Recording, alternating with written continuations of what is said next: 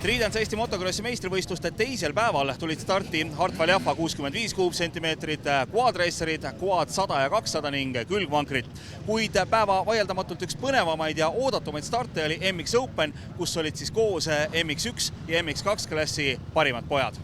MX Openis oli kohal enamus eelmise päeva kiirematest MX1 ja MX2 sõitjatest kokku 19 võistlejat. Kvalifikatsioonis sai kiirema ja MX2 rattaga sõitnud Priit Rätsep, kes edestas MX1 klassis päev varem etapivõidu saanud Indrek Mägi 0,385 sekundiga. Esimese sõidu parima stardi sai aga rannar Uusna, kuid avaringilt tulles oli liider Mägi, Rätsep tema selja taga, Uusna 3., Park 4. Tõotas tulla põnev duell Mägi ja Rätsepa vahel, kuid paraku lõppes see ootamatult, kui ühel ringil Mägi tehnilistel põhjustel katkestas. Ei tea, mootorratas jäi seisma. Ei tea, lihtsalt teisel ringil hakkas niimoodi plärtsuma ja turtsuma ja siis järsku tõmbas lainete sektoris seisma. Aga mis sa ise arvad, on võimalik teise starti tulla või? Ma loodan. Mul teine tsikkel on autos, et ma loodan, et saab. Rätsep läks peale seda oma teed ning keegi tema tempoga kaasa minna ei suutnud. Ega ilmselt Rätsep isegi kõige rõõmsam polnud, et Mägi raja äärde jäi. Koos oleks suudetud ilmselt rahvale head sõitu näidata. Tema selja taga olevad mehed aga vahetasid kohti, kui Park esmalt möödus Uusnast, kuid sõidu lõpufaasis oli Uusna see, kes taas teise koha enda valdusesse sai. Pargi elu ei teinud lihtsamaks ka see, et viimased 3 ringi sõitis ta tühjeneva tagarehviga ning lõpetas 3. kohal. Teise sõidu stardis oli kiirem AKR KTM Racing sõitja Heido Havam, kuid kukkumine lükkas ta sellel ringil viimaste hulka. Mägi oli uuesti stardis, bussist välja aetud trennitsikkel, kuid paraku ei kukkunud tema stardivärav korralikult alla ning nii sai mees viimasena stardist minema. Uusna asus liidriks, kuid peagi möödus temast taas Rätsep. Mägi tuli tagant korraliku hooga, kuid teisest kohast kõrgemale tal sõita ei õnnestunud. Korraliku stardi korral oleks olnud taaskord põnev vaadata Mägi ja Rätsepa duelli, mis Türil kahjuks nägemata jäi. Rätsep võitja, Mägi 2. ja Uusna 3. etapivõit Rätsepale, Uusna ja Andre Pargi ees. Esimese sõiduga ma olen rahule. Muidugi ma ei oska öelda, mis siis oleks olnud, kui Indrek oleks ka sõidu lõpuni sõitnud. Esimese sõit ma tundsin, et ma suutsin lõpuni sõita siukse võimsa sõidu. Aga nüüd teine sõit algus oli küll, hakkas tundus, et päris hea, aga siis tuli haamrist tuli nõrkus peale ja kõik, siis koordinatsioon kadus ära ja siis ma üritasin juba lõpus vähe rahulikumalt lasta, sest rada oli ka päris ohtlik juba, et korvid ja koadid on suht ühe hälje sisse sõitud ja juba palju rante ja asju on, et rada oli ka suht raske, ütleme nii täna. Ajasime pisut juttu ka Heido Havamiga, kes AKR KTM meeskonnaga osalenud tänavuga MX3 klassi MM-sarjas. Türil rikkusid kukkumised kahjuks mehe mitmed head tulemused. Esimene ring tuli väike kukkumine, kus keel jäi hammaste vahele ja terve sõit tuli keele verd alla neelata kogu aeg. Et ei saanud kuidagi kogu üles, aga esimene sõit oli ka kukkumine ja siis olid kõik küljed on puruks ja marraskel ja valus oli.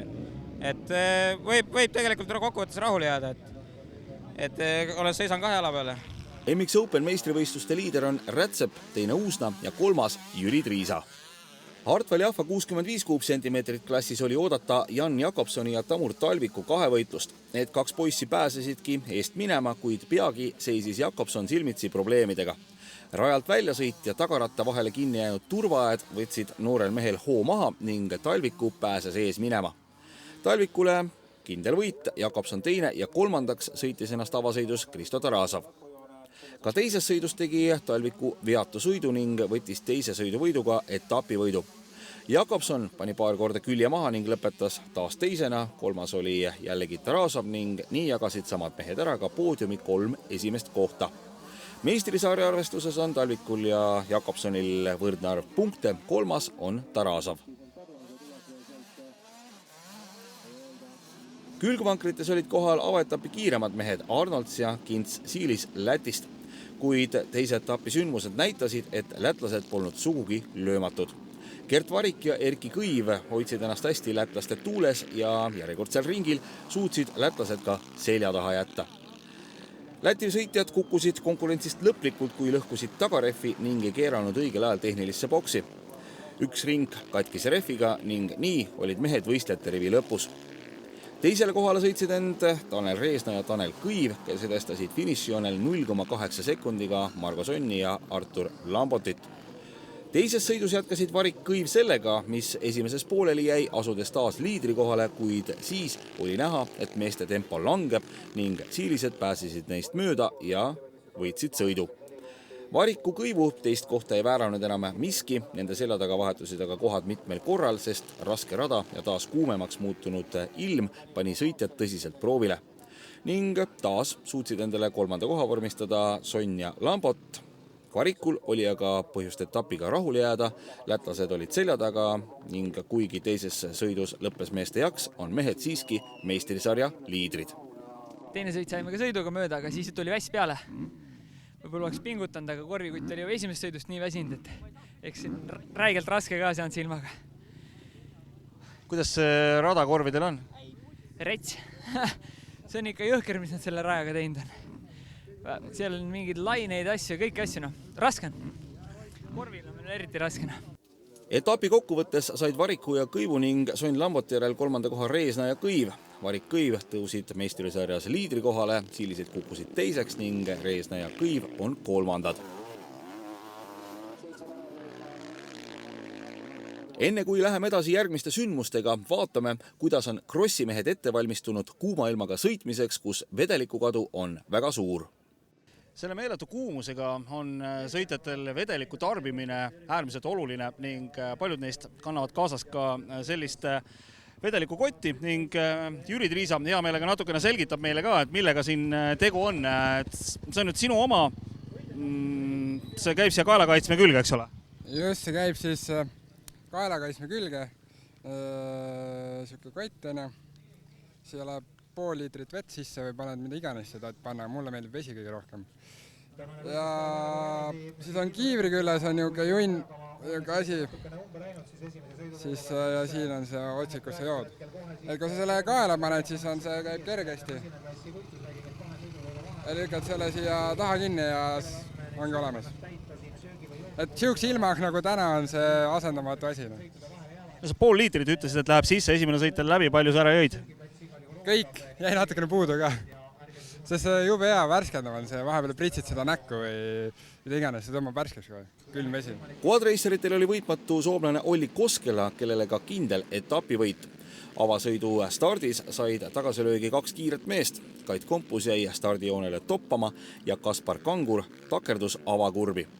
Kompus jäi mõne hetke pärast lõplikult raja äärde, põhjuseks tõrkuv tehnika. Sander Raik oli mees, kes sõidu esimeses faasis kihutas teisel kohal, siiski ta sellele kohale ei jäänud, kui temast möödusid esmalt Andro Halliko ja siis meistrisarja liider Järvloo. Peagi möödus Raikist ka Martin Toovis. Järvloo liikus rajal üsna kiirelt, kuid siiski hoidis Koskela vahet sellisena, et võis sõidu 8-sekundilise eduga Järvloo ees võita. 3. Halliko, 4. Toovis. Teises sõidus oli Koskela taas see mees, kes liidri kohal asus. Halliko tegi hea stardi ning sõitis terve sõidu teisel kohal. Kaspar Kanguri jaoks oli teine start kõvasti parem, kuid peagi möödus temast Järvloo, kes asus 3. kohale. Sõidu keskel näitas väga head tempot ka Toovis, kes hakkas järjest mehi ära noppima, jõudes välja 4. kohale ning ohustas juba ka Järvloo 3. kohta. Siis andis aga järgi tehnika ning alt ära tulnud tagaratas lõpetas mehe tööpäeva. Järgnev sõit oli juba kohtade kindlustamine. Kangur küll püüdis Järvloole lähemale jõuda, kuid lõppkokkuvõttes jäid kohad järgmiseks. Koskelole võit, teine Halliko ja 3. Järvloo. Etapi kokkuvõttes Hallikule 3. ja 2. kohaga sõitudes teine koht, Järvloo oli sõitudes siis 2. ja 3. ning nii talle kokkuvõttes 3. koht. Plaanis oli vähemalt teiseks sõita ja sain hakkama sellega.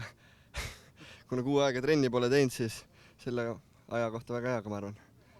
No kui täna siin võib-olla nii kuum ei olnud kui eile, kuidas see teine sõit oli? No, täitsa tappev oli. Hingata üldse ei saanud ja nagu hapnikku täielik puudus. Väga raske. Järvloo jätkab meistrisarja liidrina, kuid Koskelo astus talle suure sammu lähemale. Halliko on meistrisarjas 3. kohal. Quad 200 klassis oli parim Kaspar Haiba, teine Martin Adamson ja 3. Kristof Tiit Ehamäe. Sarja kokkuvõttes on Haibal ja Adamsonil võrdne arv punkte, 3. on lätlane Tailis Virkstenis.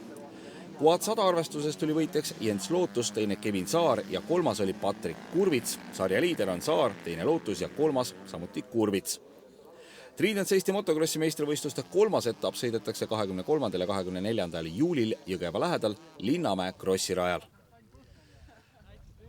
Nagu näha, siis võttis Tridents motokrossi Eesti meistrivõistluste 2. etapp mehed sõna otseses mõttes läbi.